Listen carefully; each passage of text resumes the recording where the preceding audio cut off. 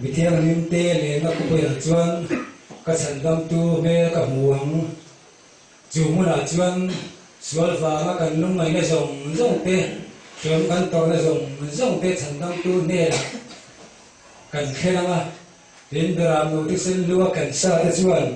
chặt tuan in lim takin sản phẩm tu nè là hệ có vẻ là cái nằm chiêu mà lung ngày sớm buổi là đi xí lệ rèn là tê đi đủ đà là sớm tiền rèn tua tổ viên chặt tua in beram đâu kan phật đâu nè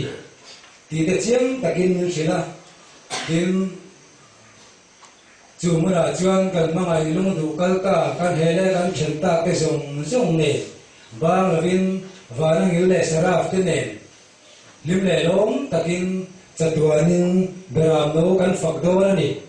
chúng ta theo thì tụi tôi cái gì chúng ta đầu tiên với nghe đầu các không dùng tê mong thì tụi rin lệ chung tiệm hula cái tiền về nghe thì tụi rin he phật la beram đâu kan phật ang thì thiên đâu tụi nan nô sang